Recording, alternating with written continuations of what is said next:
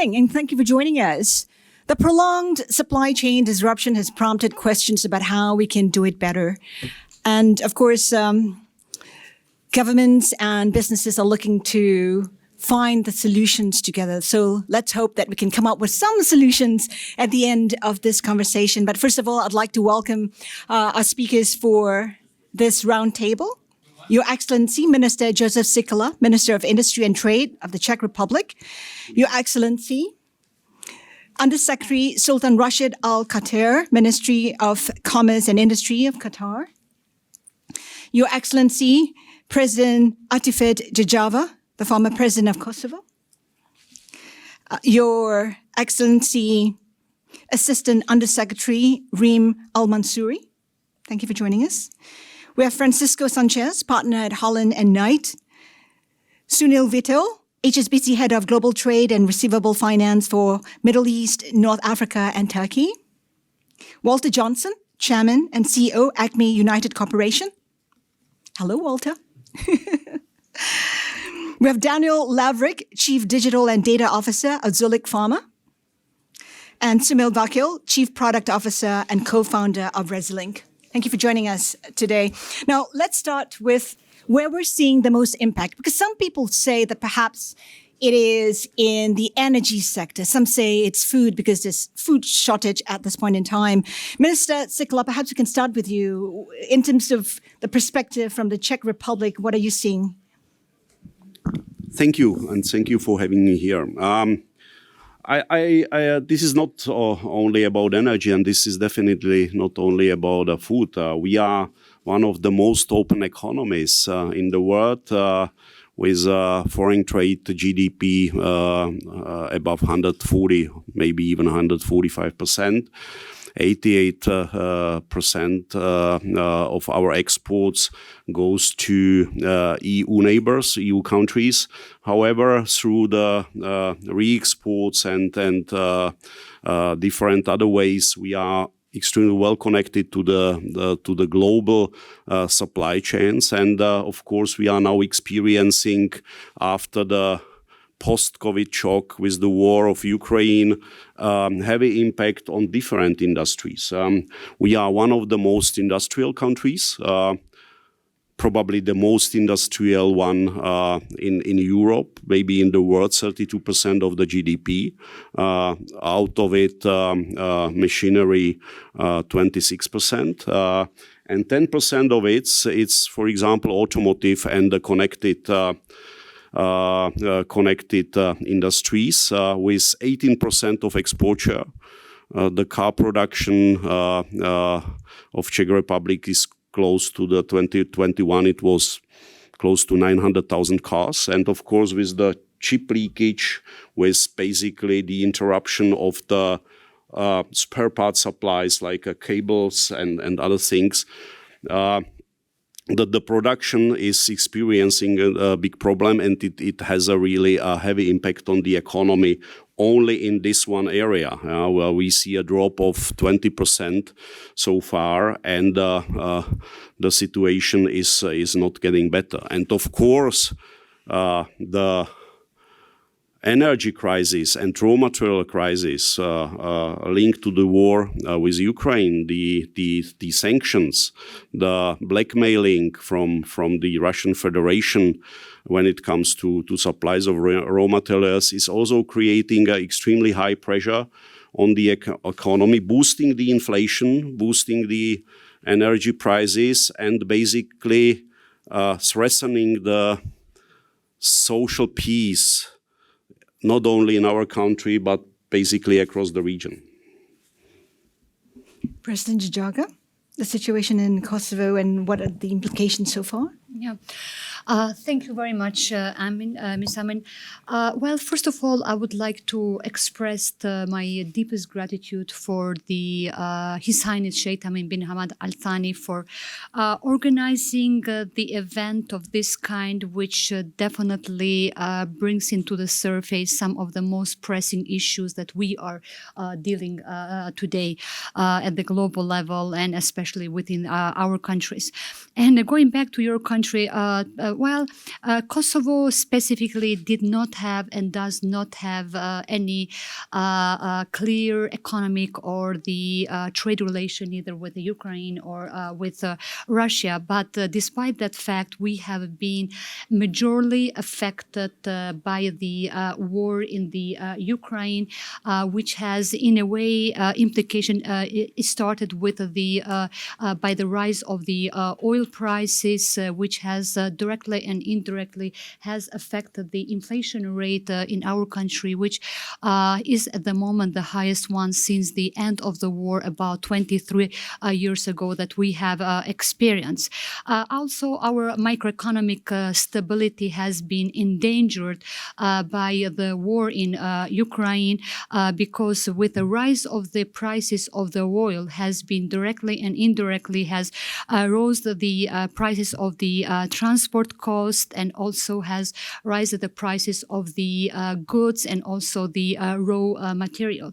And at the moment, only from the statistics of the April, we have seen about 11% of the increase of the inflation, which has had a negative effect into the economy, into the businesses, into the household, particularly affecting into the lower and the middle class of the people. And I believe this is not only the case of Kosovo, but all of the countries of the southeastern part of the Europe.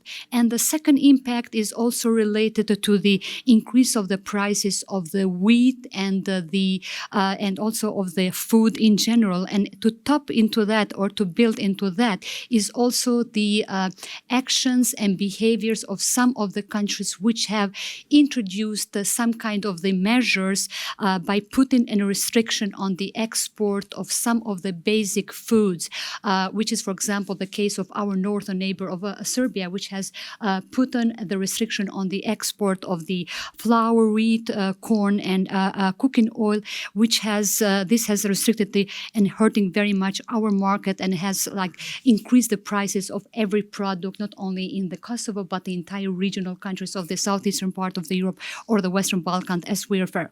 And what we have experienced during the pandemic time of this past 2 years, where most of the regional countries has opened, we call it these green corridors, which made the possibility of the freedom of movement of the goods and many of the services.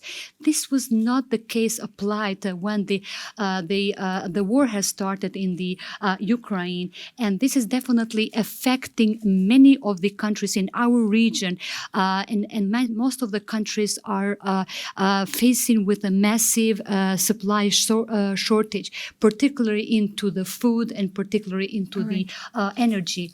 And we, as a country of Kosovo, our government has taken an immediate measures, and it has been taken also by other countries in the region by increasing the level of the national reserves, especially with the food and with the fuel. At the same time, we have increased the subsidies for the farmers, especially for the wheat and the corn cultivation and the sunflower as well, while at the same time we have increased the support towards all of the farmers because about 60% of the territory of Kosovo is the agriculture territory, and we have a very long tradition on cultivating the wheat, corn, sunflower, and others. And we are trying as much as possible to focus on that regard, that we can have the reserves for ourselves, but at the same time to open the opportunity for the other regional countries. There's been a lot of talk about building capacity at home. Undersecretary Sultan, I mean, what's the view from Qatar and how has Qatar responded? Thank you, Haslanta, and thank you for having me in this session.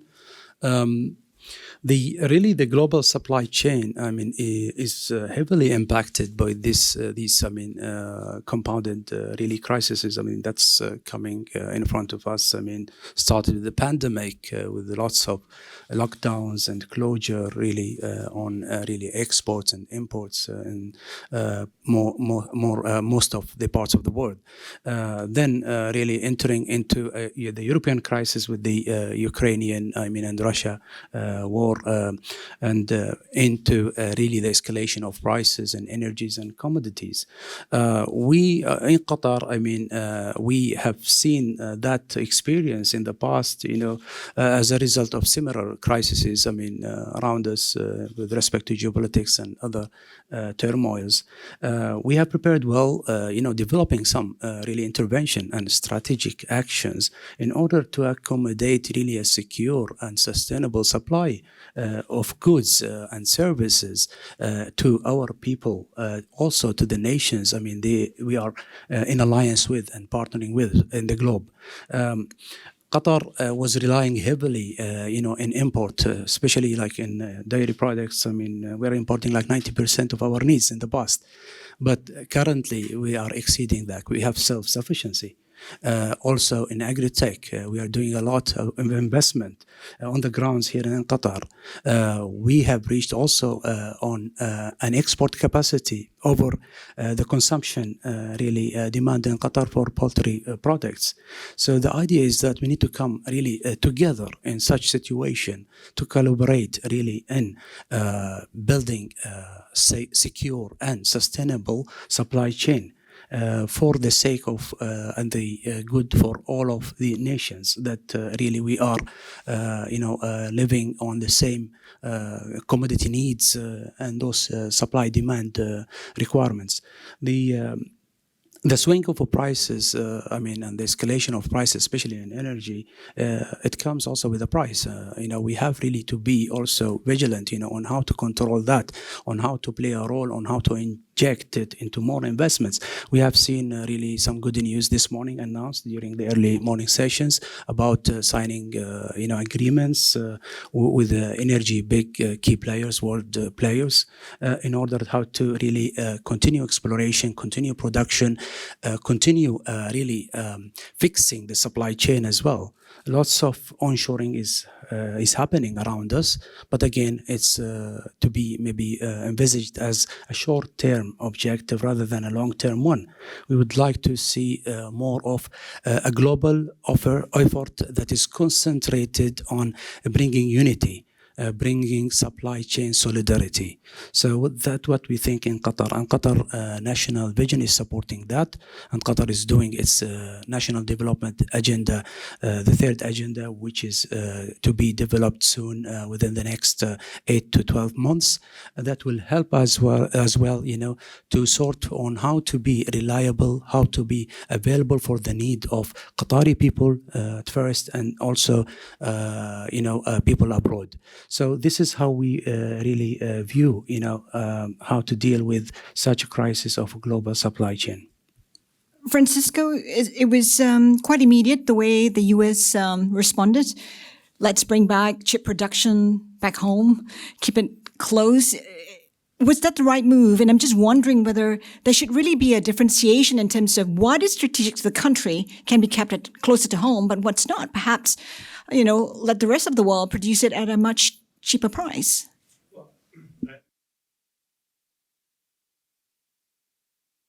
Supply chain resiliency in a much more comprehensive way. And I think you start by having a different conversation than we've had historically with supply chain. For years, the emphasis was on efficiency, cost, reducing costs. That's how corporations, particularly public corporations, are measured. But we've almost had a perfect storm with pandemics, with weather events, with a war, with shipping congestion and issues. And I don't believe that that's going to entirely go away. I'm not sure the world is ready to say we know how to manage pandemics now. We can check that box. I'm not sure we are there. I think we're going to see more weather events. I hope we don't see more wars, but we may.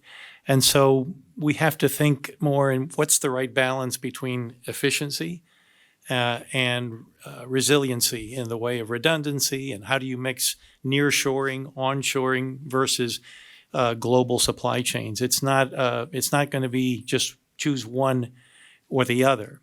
And I think companies that are thinking about investing in predictive technologies that help you think about where is the next disruption going to be, when might it be, I believe those are some of the things that we have to think about in ways that most companies didn't think about.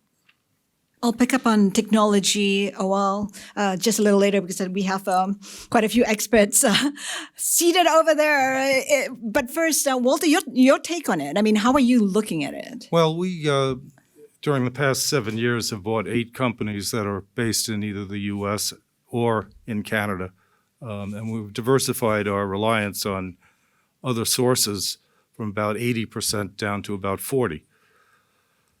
And I can tell you that even if you've got a U.S. or Canadian company, the requirement for parts come from many places and they still get impacted. So it's not a pure solution by any means. But what we've found is we've got a lot of forced mistakes, silly mistakes, things that if we worked better within our company and certainly with some of our customers, they would know that you don't rely on a single source. They would know that before you announce that you're delivering product, you better find it. And if it's 30 million scissors, you better figure out where you're making it. And it takes time to get there. And there's so many of these kinds of mistakes that really are just basics. Our typical buyer will say, we're bidding you out, and it's all about money. It isn't all about money. It's about reliability. It's about delivery of huge volumes consistently on time. We supplied some products in our medical area in the personal protection area, masks, gloves, and so forth. Not a lot. Mostly we consume them ourselves. But what we found were people, countries, companies, counties in the U.S., states, placing orders where the basic due diligence wasn't done. And they should have looked at the established suppliers. It's 3 phone calls. You always can find out the ones that are dominant, that know what they're doing. And yet the basic homework wasn't done. And I keep finding these mistakes that are just basic. I think that some training within certainly corporations on it's not just money, it's also reliability and consistency and quality. Time matters. If you have to have a seasonal product and you're 8 months out in your purchase, maybe you should be getting a supplier in between and put the risk on him. Or figure out a way to shorten your supply. Or don't buy so much that you've got to discount everything to make room for the next set of things on the shelves. These are things that are the basics, and it doesn't take a computer program to do that. That would take you to a whole different level. But we are working right now to train our team on supply chain, the basics. When you take a look at trade, can you get the security while ensuring you get the benefits of openness at the same time? So no? No, you do. I mean, we manage around 8 jurisdictions within the region, and it's mixed in terms of how each country was impacted. If you look at Egypt, they had more than the energy, the food impact was a lot higher. If you look at the other part of GCC, similar, energy was not the issue, but the food was the issue. But if you go one step below and talk to your clients, and to Walter's point earlier, a lot of clients didn't even know how their supply chain actually worked. They were chasing cost initially, and that's what their focus is. And to Walter's point again, asking simple questions: is this a reliable supply chain? I was never asked. CEOs were never involved. It was down to the procurement managers and vendor management teams who were managing it. And now there's this immediate realization, actually, supply chain should be an integral part of the strategic vision of the organization. And so a lot of our clients are actually redefining their supply chains. And we've not seen a mass reshoring and onshoring efforts yet, because that's too expensive to do it now.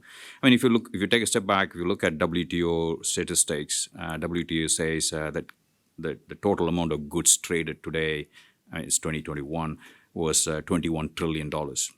And this is 10x compared to 1980. And this 10x was primarily because of these offshorings and manufacturing hubs in various countries and chasing wage arbitration, etc. You cannot unwind that in a couple of years of COVID. But discussions have started in terms of how do we diversify our supplier base rather than bringing everything onshore. Because bringing everything onshore needs a huge amount of capital, huge amount of skills and labor, and technology transfers, and that's not going to happen in a hurry. So I think what the clients that we talk to are doing is to doing the basic things right, which is take a step back, analyze their supply chain, look at their vendors, diversify them rather than concentrating them.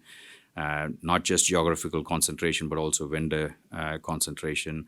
So those are the basic steps that we actually are helping our clients. I mean, we operate in 65 markets across a group, and we know which supplier does, say, phosphoric chemical or whatever it is, and we're able to connect. And this is increasingly the conversation we are having. So it's down to basics now. And then hopefully, I think the one thing that a lot of countries are looking at, especially is friendshoring. I mean, this is friendly countries coming together and creating a sort of a security around key product, whether it's healthcare or food or water. So I think the various concepts coming up, but I wouldn't say it's an unwinding of globalization, but I would probably say a digression, probably a tweak. I'd like to pick up on the friendshoring in a while, but let me just get to technology. Assistant Undersecretary Reem, I mean, Francisco talked about how we can tap technology to identify the risks before the gridlocks happen. How are you looking at technology and how it can solve some of these problems? We really, first of all, thank you for having me here today. It's my honor. Based on my colleague, His Excellency Sultan Al-Khater, he mentioned about how Qatar is really reacting to such supply demand by ensuring that they know what is in the market. We work closely with them on food security dashboard, where we believe the technology is helping a lot the country to understand what kind of commodity needs to be available, how to secure the country with the food, how to make sure that everything will be available, and to diversify the supply sources. So that was really an early planning with the Ministry of Commerce back in 2017.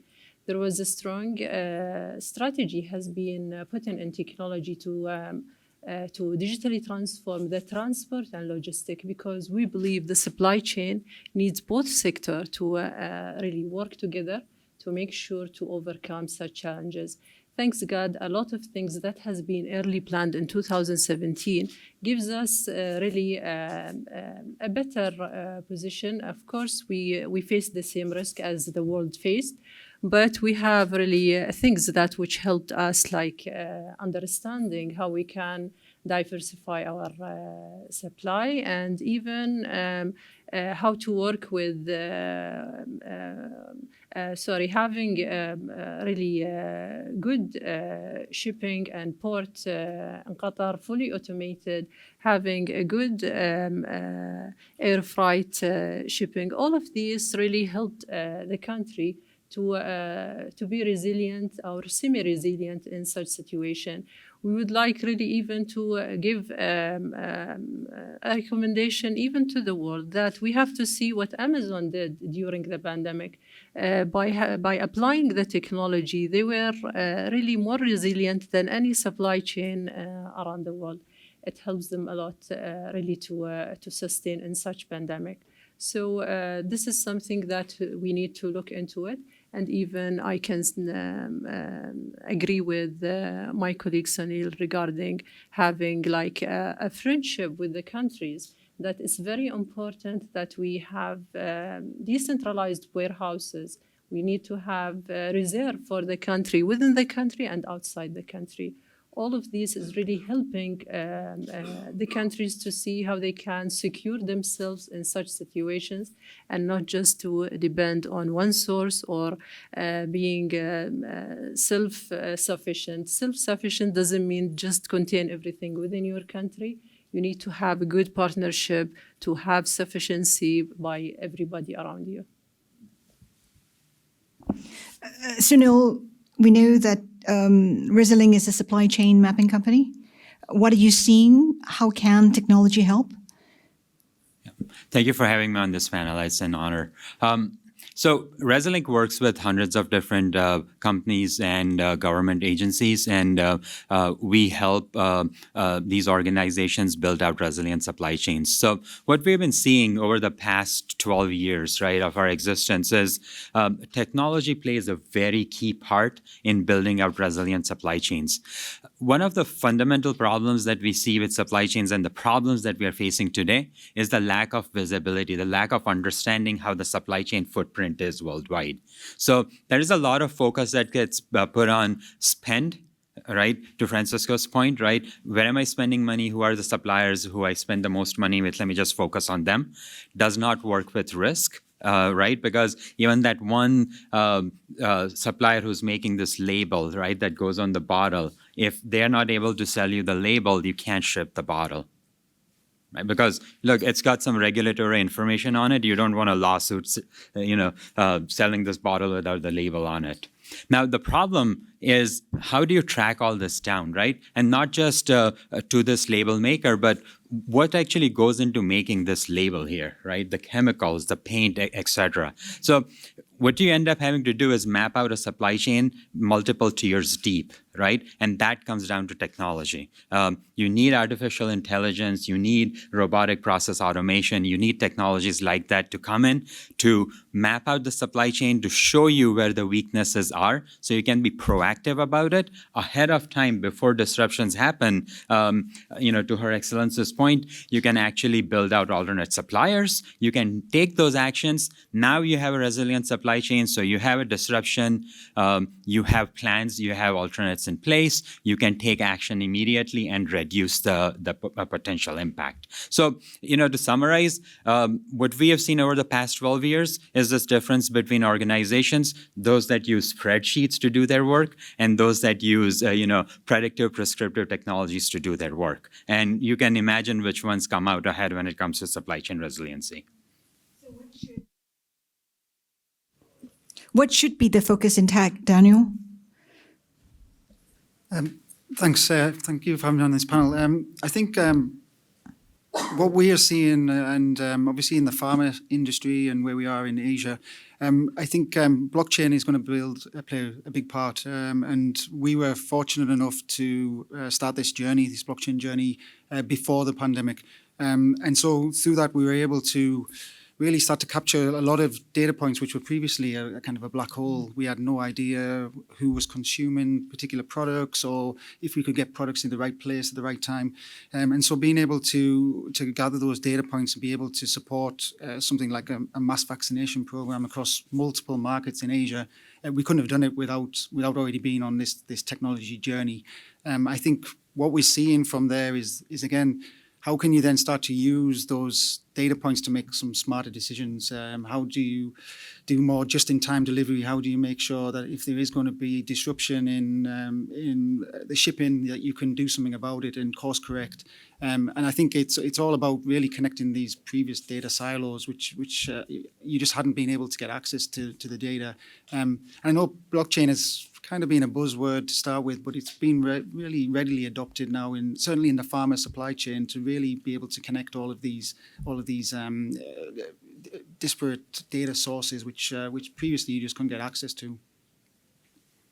I want to go back to the idea of onshoring, friendshoring, because that seems to be quite a theme out there, even for my panel discussion earlier today. I'm just wondering how that might play out in the longer term. If you start doing business with only the people you trust, with your friends, people close to you, how might it play out for regions that actually, and countries that actually need globalization to lift millions out of poverty, for instance, areas like in Africa? What's the downside? What are the risks to the whole idea?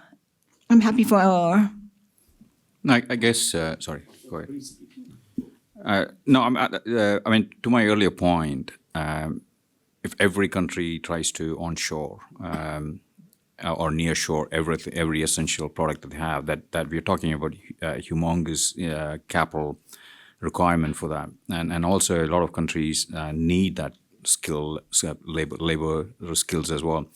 So I think one of the very efficient way of doing it, and you could see the trend already happening in the world of trade. There's a lot of trade is becoming regional.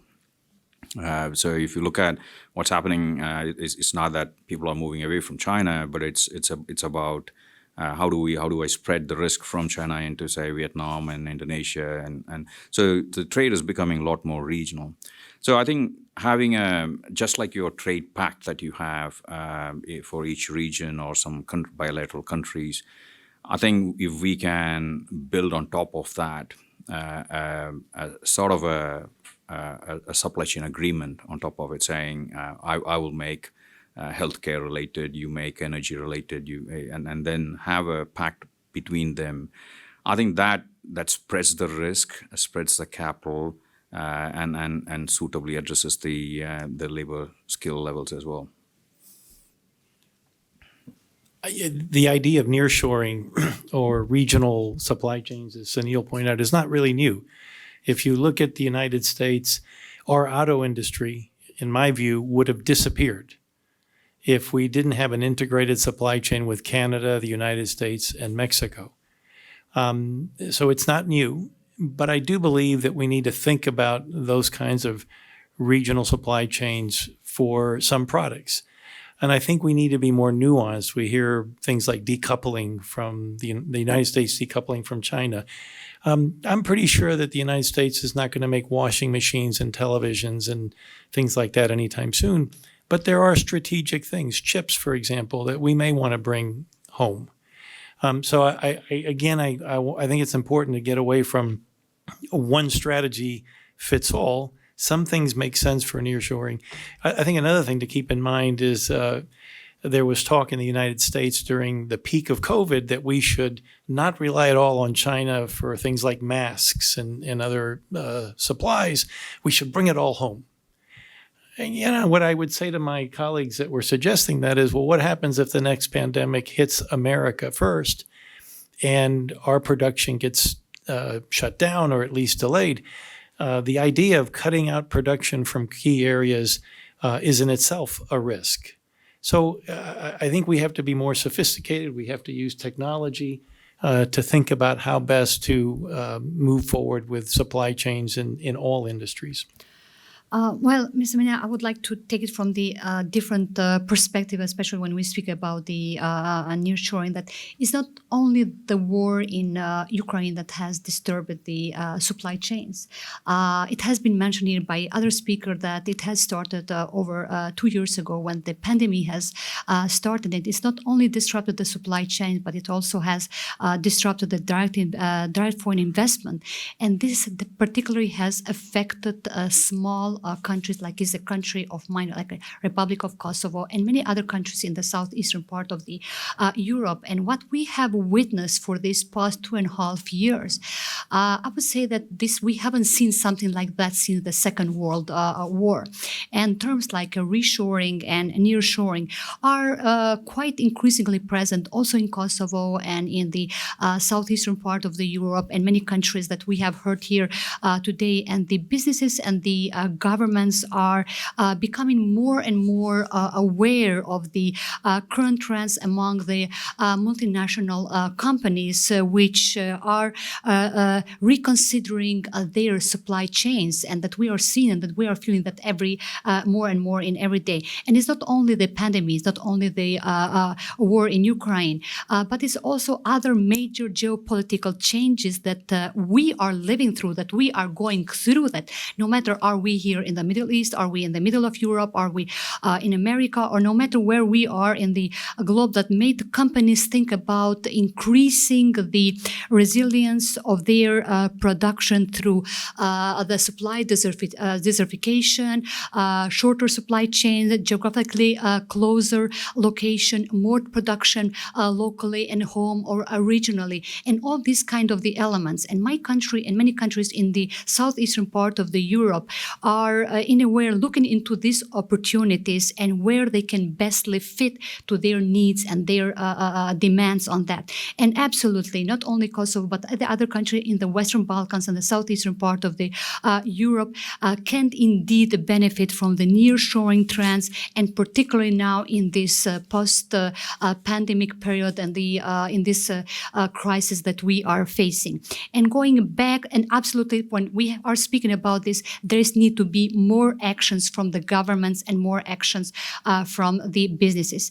And when we are speaking about this particular topic on the nearshoring, reshoring, friendly shoring, and others, I think this has to include three factors to me. First of all, we have to see where we are standing now when we speak about the COVID. Are we going to face with another phase of it as we get closer to the autumn or the winter? Is the vaccine showing the effect that we really have expected to show the effects?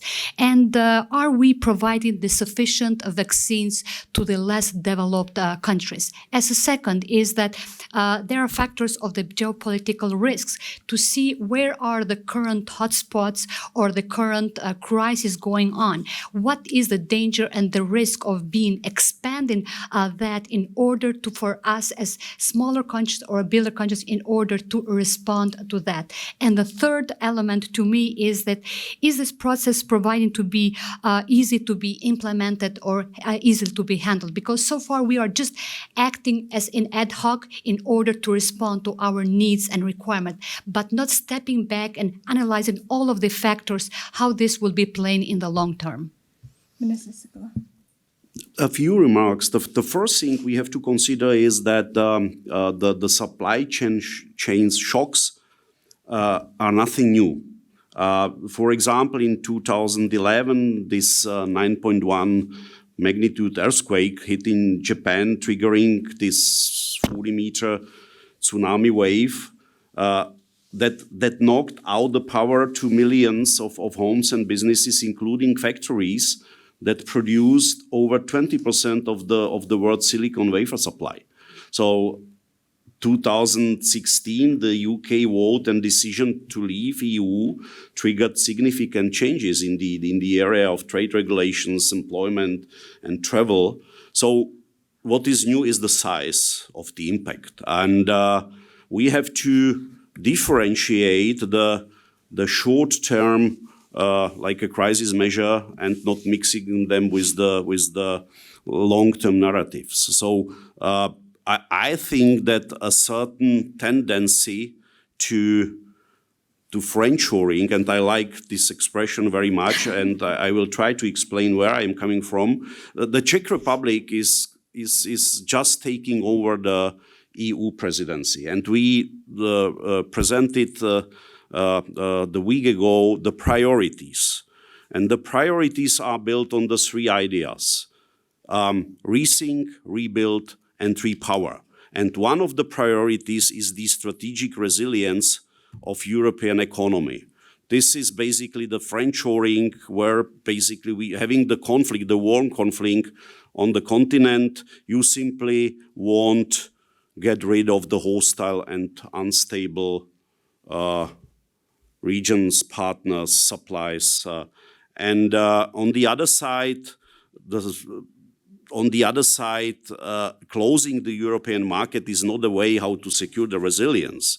It is a greatly globalized world, and there is no other way forward than cooperation, especially with like-minded countries. So I expect that globalization will probably be more fragmented, uneven, and competitive, and that the process will even more accelerate by restructuring of the global supply chains, as some countries are considering to move the strategic production in some of the sectors. The pharmacies, one of them, simply to geographically, but, and this is important, also politically closer regions. Yeah. So, and we see the trend also in this region. Yeah, the regional comprehensive economic partnership or African continental free trade area are basically a movement in this direction. But it does not mean that this is basically the end of the globalization.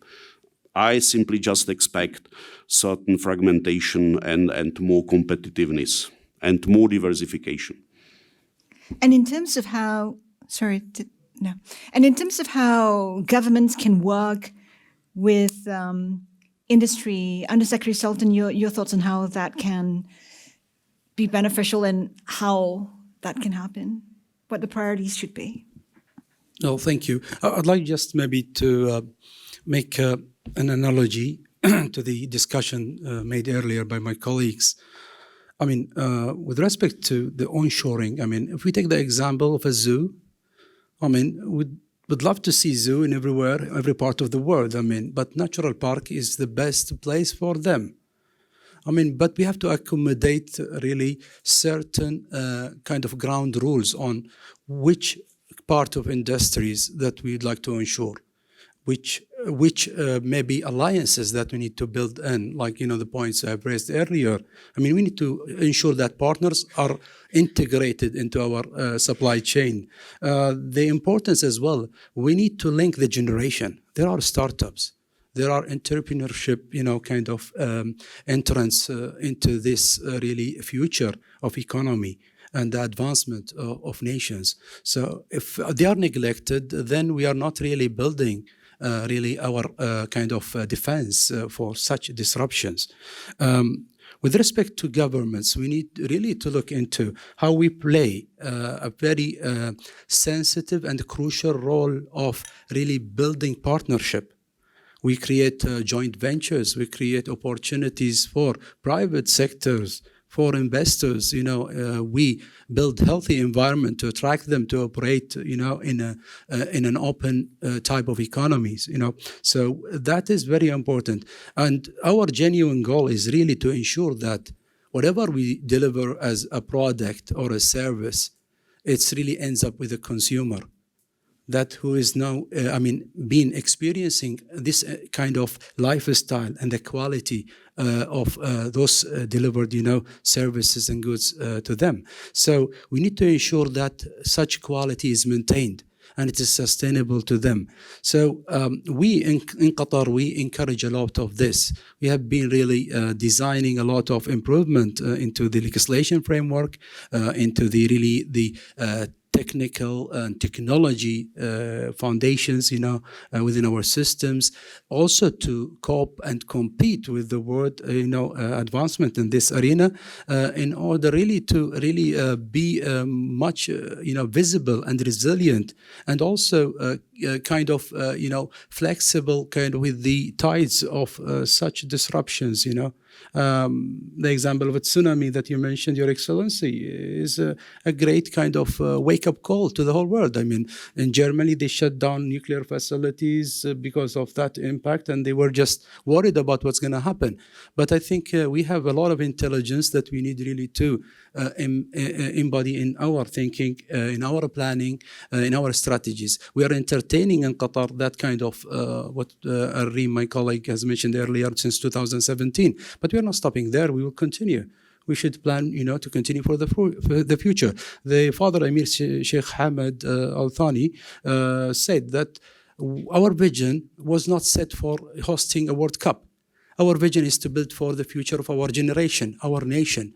We are building Qatar to be member of this international community. So I would feel that's what government should think about, on engagement of really key players and international players, creating such, inclusive, such, inviting environment. Maybe I would stop on that, with this domain. Thank you very much. Maybe that is a sign. Okay. But I'm curious to talk about technology in terms of emerging technologies that we should be excited about that can help us address supply chain disruptions. Shed some light on that. Daniel, perhaps you can start. Sure. As I mentioned, we're now seeing a huge interest in obviously blockchain technology, how we can leverage that technology.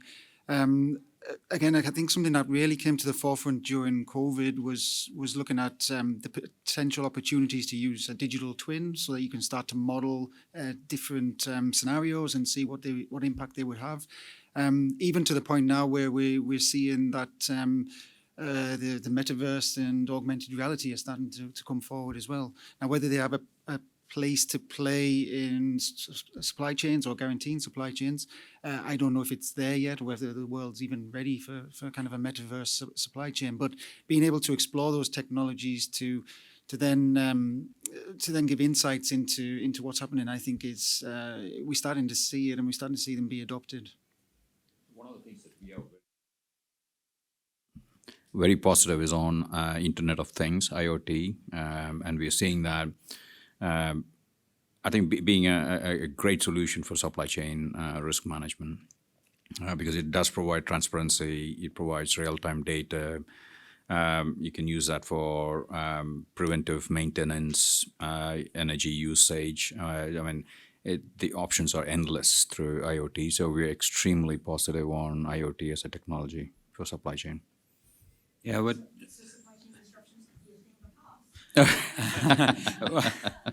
No, I mean not a thing of the past, but at least you will know it's coming. So, I think I think we have a data problem right now, right? There is a lot of data available. There is not a lot of data, anything being done with the data, right? Combine that with artificial intelligence and its lack of usage in supply chain. We can make self-driving cars. We can make rockets that land themselves, right? But can we not apply artificial intelligence, natural language processing to supply chain problems? Let me illustrate with some data, right? At Resilink, we process 3.2 billion news items a year, right, in over 100 different languages worldwide. This is the only way you can find out what's going on in the supply chain, what is likely to impact your supply chain at any given time. With that kind of volume, obviously you can't have people going through it, right? That's not going to work, right? You need intelligence that goes well beyond this keyword filtering that we have been doing for ages, right? Natural language processing can immediately and quickly go through all this and tell you that particular item will impact Acme, but may not impact IBM. Right, for instance, right? It should be that specific, and we're there. It is possible to do this. Certainly we do it, but there are so many different applications just like that with the latest in technologies. It's a matter of will, I would say, right? It's a matter of will, especially for the private sector, also for the government agencies, and it's a matter of not forgetting the lessons learned. 2011. Perfect example, right?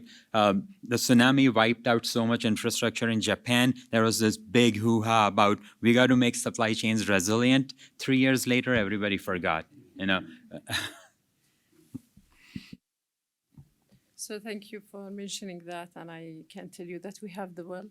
Now in Qatar, we are implementing the digital twin technology for crowd and transport management.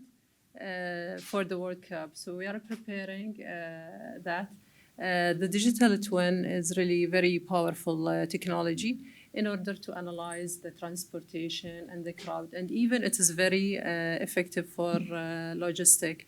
Technology is really, it's the era of technology. Let us think how the world or the supply chain will evolve by having automation in workforce and in all the processes. Imagine the 3D printing. It's very effective, really, during the pandemic when everything is closing down. So you will have a decentralized manufacturing by 3D printing. The effectiveness of technology that you can expand and you can shrink as much as possible. So as I mentioned earlier, this is an early planning that we've considered since 2017. So this is a planning and a management for a future crisis. So as my colleague mentioned, that when a country plan, it's not just for an event, it's for the future. So we have really a great example with our Hamad port, that it has been built for a future, not just for a short term. And it serves us in a very critical timing, blockade, pandemic of COVID, even Ukraine war, and so on. So this is very important in any planning, that you need to look into all possible scenarios. But we have to mention very well that the technology is playing a big role, because the most critical thing you need is data. Okay, data, transparency, sharing with all concerned party that they have a part in the supply chain. You have to share with them the data. So I can see that the government really, with the lead of Ministry of Commerce, they have really put a very great digital transformation for the logistic by setting the technology at the heart of their roadmap, where starting by this amazing food security dashboard, then following into monitoring the stock in the market. Even there are future projects for the next 5 to 7 years, looking into monitoring the the global supply chain tracker, even with having a control center for the supply chain, and even more systems coming and serving all parties that needs to have access to the data to make sure that they can be part of supply chain and they can act effectively. So blockchain, IoT, sensors, all kinds of emerging technologies. It needs really a smart plan. It needs dedication, and it needs really a good collaboration. The sector of logistics really, they were very collaborative with the transport system, where they put together really at the same time a forward thinking how to move ahead with a digital transformation. Of course, the plan for Qatar has more sectors, but for the purpose of our discussion today, I can really re-emphasize how it's important to think together, logistic and transport, because the transport is really playing a big role in the supply chain. I'd like to wrap up today's discussion because we're quickly running out of time, but I'd like to go around the table in just 10, 15 seconds. If you could, what is the imperative for you as we work towards a more resilient supply chain? Francisco, we can start. Find the right balance between cost, efficiency, and resiliency. And what my colleague here talks about is thinking about using predictive technology to plan better.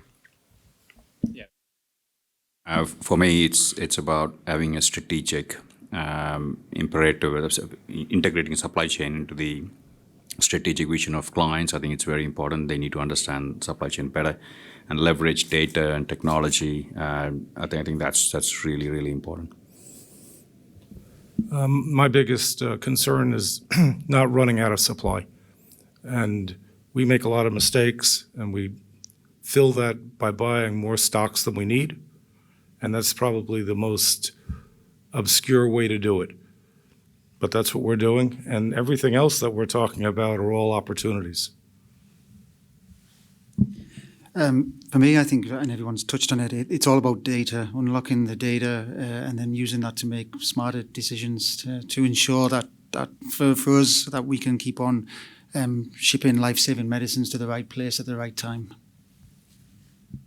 I would say for me, it is about getting supply chain that seat at the strategic discussion table and keeping them there, not taking away the chair once all this is forgotten, right? Supply chain belongs there. Supply chain needs to be a part of those decisions. And technology, people, processes helps, but you have to give them that seat first and listen to them.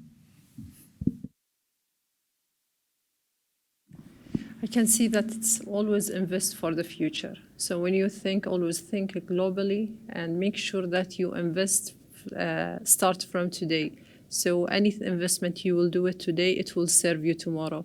So don't serve the next 5 years, serve the next 30 or 50 years.